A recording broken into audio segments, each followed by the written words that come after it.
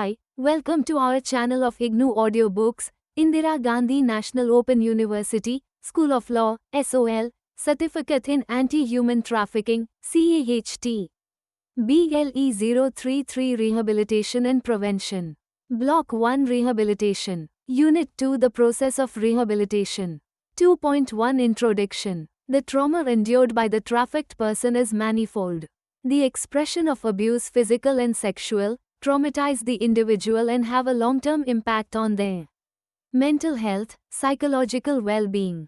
Sexual trauma robs the individual of their sense of self, their sense of control over situations and the trust they have in other people. The experience of abuse, which is usually ongoing and of long duration, has been found to be associated with a variety of psychological difficulties like anxiety, depression, low self-esteem, relationship problems, alcohol or drug, substance abuse or attempts at self-harm. The exploitation leads to the feeling of being a victim, being powerless and unable to defend oneself. This generates anger towards self and also at the family or societal systems at large, which may be blamed for the situation one finds oneself in. Added to psychological trauma and damage to the self of the person are the forces of social ostracization and stigma, which further devalue the trafficked person and pose significant obstacles in the path of their reintegration with the society. Lack of acceptance from their families and society perpetuates their belief that they are worthless and unwanted, thus leading to further depression and hopelessness. To help the survivors of trafficking in their journey towards recovery, it becomes imperative to design rehabilitative services keeping in mind their special needs and the extent of trauma, emotional, physical or sexual, that may have experienced. 2.2 Objectives. After going through the unit, you should be able to discuss the context in which rehabilitation takes place. Discuss the process of rehabilitation. Describe the various components of rehabilitation such as psychological, economic and civic rehabilitation. And discuss the challenges in rehabilitation. 2.3 The context of rehabilitation. Unlike many trauma situations following catastrophes, disasters and other such major life-threatening events, which are generally intense and short-lived, that associated with trafficking is subtle, complex, sustained with repeated trauma over a long periods. The violence, abuse, and exploitation of the helpless victims often starts at the pre-trafficking stage itself and continue through the various other stages of trafficking such as the transit, destination, rescue and recovery. In some instances the victim is abused or exploited even in the rehabilitation and reintegration stages. The trauma continues after reintegration stage, where they face stigmatization and are threatened with the dangers of re-trafficking in their communities. While some of the traumatic impacts are transient and short-lasting, others are most prolonged, intense, depending on the victim's trauma experience. The following are some of the typical impacts on physical health: fractures, cuts, bruises, injuries, chronic illness from poor hygiene, TB, respiratory infections, sexually transmitted infections, HIV, repeated abortions, malnourishment, unwanted pregnancy, aches and pains, chronic fatigue, head injury and traumatic brain injury, facial trauma including broken teeth, malaria, hepatitis B, hepatitis C, pelvic inflammatory disease, cervical cancer, untreated illness, overtreatment with antibiotics leading to drug-resistant infections. The journey of violence, rape, torture, beating, starvation pushes a victim into extreme conditions of survival. Violators, traffickers ensure that the victim obeys them unconditionally, slowly breaking their psychological stability. The situation's manipulated in such a way that the victim never gets a chance to rest, to think, to recover and undertake protective actions. From the time of being trafficked, the victim is isolated from the outside world. They are watched and not allowed to communicate with anyone but the violator, trafficker. Most victims of trafficking usually work and live in the same place, As the victim only communicates with the violators, traffickers they accept distorted information about the world and themselves. And the only message that is repeatedly indoctrinated is life is worth nothing and the victim's worth nothing. What has happened is the fault of the victim and the victim should clear the debt bondage throughout their lifetime. The trafficking journey itself begins with buying and selling, which makes the victim a commodity, a slave who is forced to accept the world of violence and control as the only existing reality. In the realm to survive, victims then start building relationships with violators, traffickers as a means of emotional support and protection, which further ensures total control of the violators, traffickers on the victim. The following are the various impacts of trafficking in the lives of victims: emotional, psychological, guilt and shame, fear, low self-esteem, lack of confidence, overconfidence, unworthiness, self-disgust, feeling degraded, hopelessness, powerless, vulnerable, sad, depressed, lack of trust, betrayal, hostile, sexual trauma, shame, fear, loss of safety, moody, intrusive memories, suicidal, dissociation, Stockholm syndrome, identifying and getting attached with the abuser, normalization of exploitation, substance abuse, alcohol, amphetamines, behavioral, numbness, shock, disoriented, confused, low concentration, helplessness, aggressive, violent, abusive, risky behaviors, impulsiveness, self-harm, suicidal, attempts, slashing, cutting, rebellious, defiant, interpersonal difficulty, truancy, stealing, lying, suspiciousness, social, isolation, difficulty in forming relationships, difficulty to conform to societal norms, antisocial behavior, loss of earlier achievements, psychiatric, depression, suicide, phobia, post-traumatic stress disorder, anxiety, nightmares, flashbacks, sensitivity to trauma triggers, numbing, irritability, hypervigilance, startle reaction, poor concentration, loss of sense of future, anxiety and panic, eating disorders, sleep disorder, substance abuse, sexual misconceptions, sexual aversion, hypersexual behaviors, promiscuity, seductive behaviors, sexual manipulation, confusing love and sex. The context of trafficking thus creates a systematic disruption of basic and core attachments of family, friends and religious and cultural systems, the destruction of central values relating to human existence and shame. A life in exploitative structures changes the way a victim relates to others, leading to general distrust of others and a fear of forming new relationships. It is in the context victims' hostility, mistrust and pain that rehabilitation programs step in. 2.4 Process of rehabilitation. Any intervention strategies and assistance program for victims of trafficking must be based upon an understanding of the psychologically painful experience of the victims and must focus on assisting the victim's full recovery and re-establishment of a normal life. The basic elements for the process of recovery are restoring safety. Unless a sense of safety is guaranteed, nothing much can be achieved. Enhancing control. The trafficker has sought to take control away from the victim. In order for the victims to move forward, strategies must be sought that give them as much control over recovery process as possible. Restoring attachment and connections to others. Restoring meaning and a sense of purpose, as well as personal dignity and self-respect. Rehabilitation is a process that restores. In the context of trafficking, the focus needs to be on improving the victim's quality of life and to enable them as far as possible from physical, psychological and social impact of the abuse to which they have been subjected.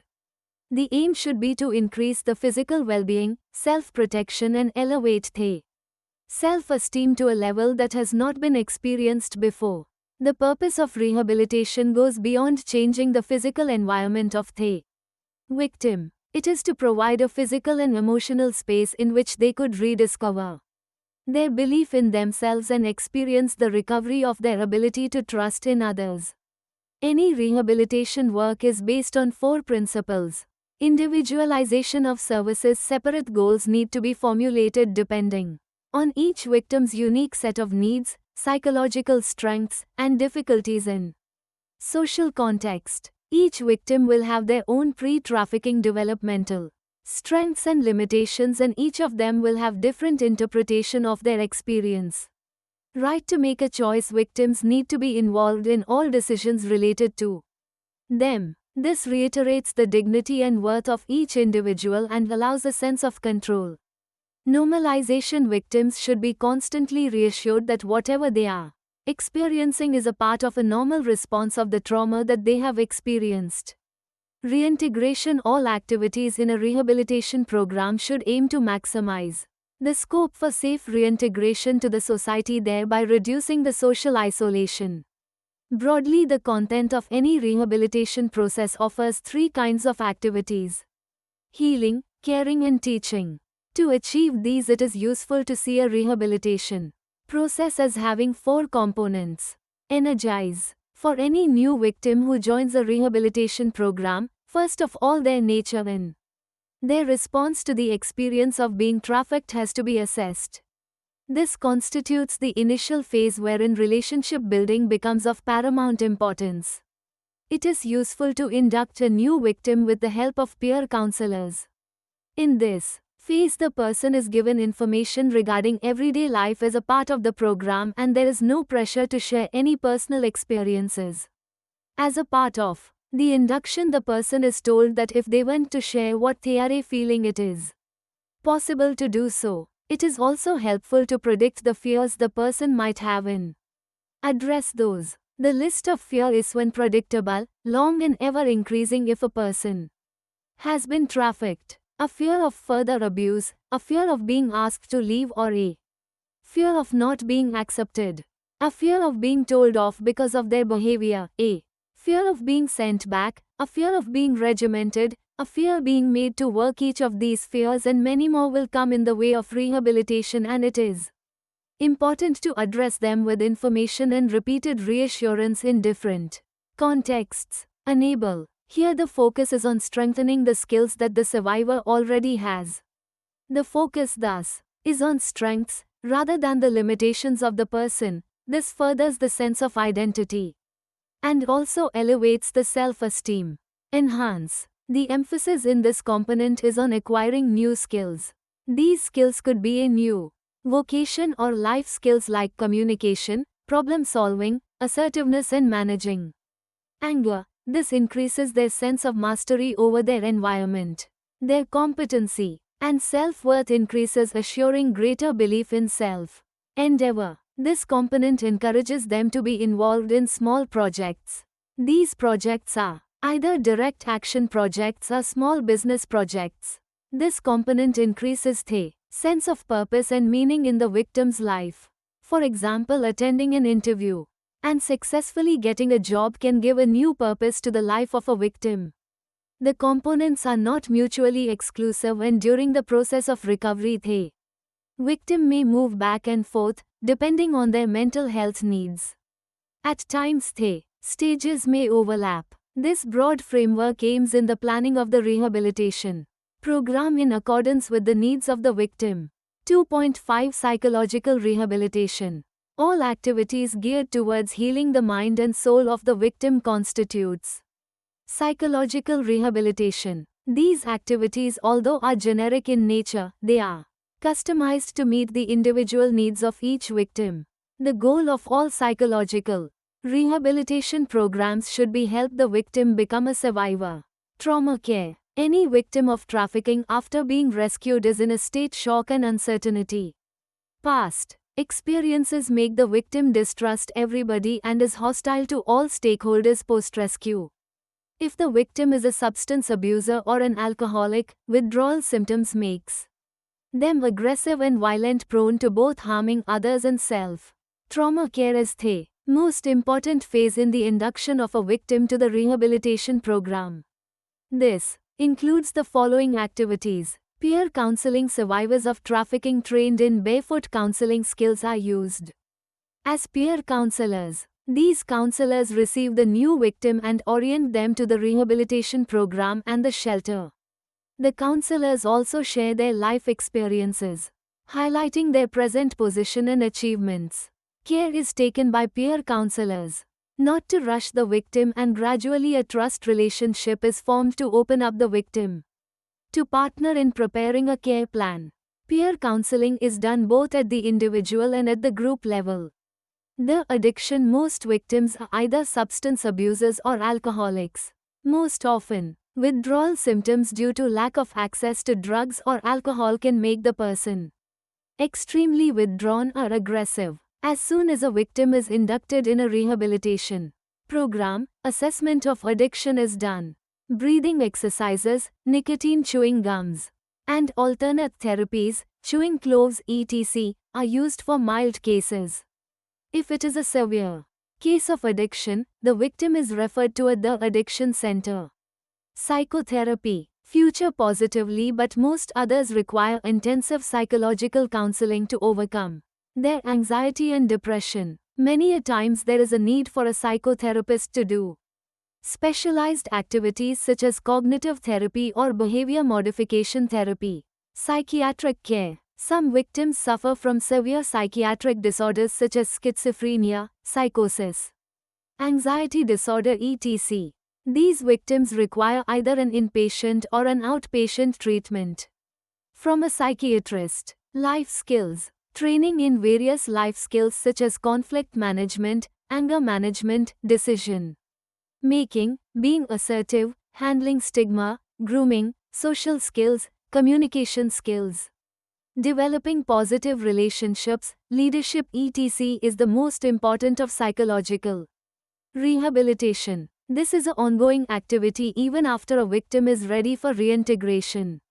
Spirituality, meditation, yoga, prayers, art of living, Reiki, pranic healing are various spiritual activities that accelerates the process of psychological healing.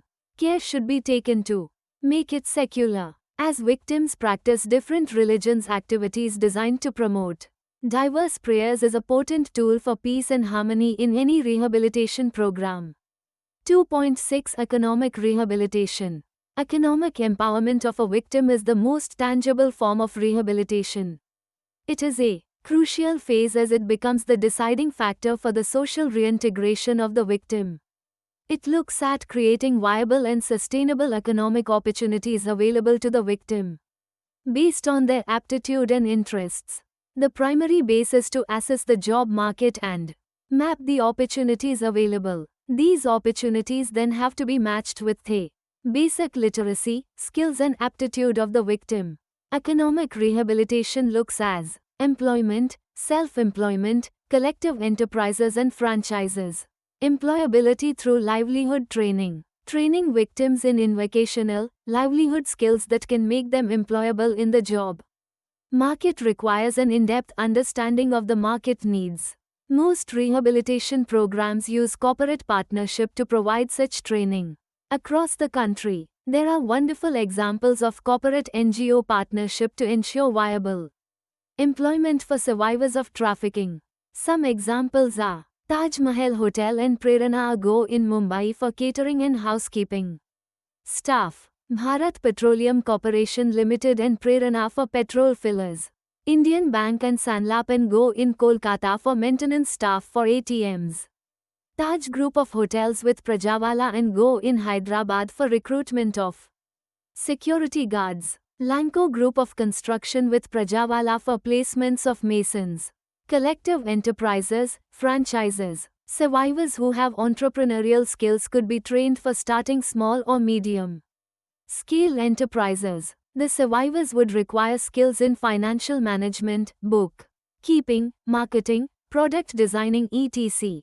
Across the country there are some very successful models of collective enterprises established in collaboration with corporates and other institutions.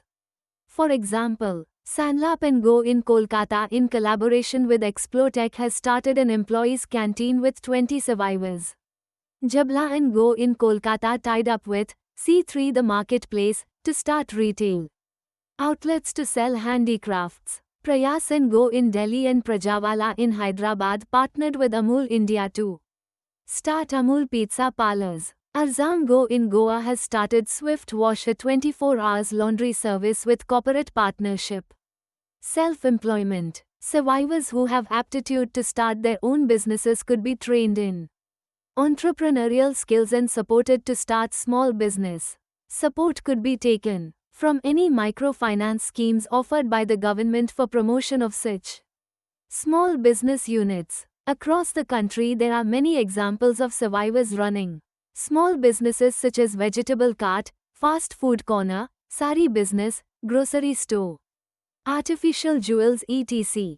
2.7 Civic rehabilitation. For any rehabilitation program to be successful, restoration of identity of a victim is of prime importance. In any society, identity of a person could be established by various indicators such as ownership of land, passport, driving license, electoral card. For a victim of trafficking who has been systematically marginalized by all systems, the first thing that is lost is the name, as traffickers immediately change the name of the victims. Civic rehabilitation is a whole set of activities aiming to restore the identity of the victim in the society. In India, only the state of Andhra Pradesh has recognized this need of a victim and has provided, as per government policy through Go MS1, the policy ensures that all victims of trafficking are provided immediate financial relief and also electoral card, ration card, housing and a health card. This facilitates the social reintegration of a survivor, as they do not need to depend on the family for their basic needs. In fact, they become an asset to the family.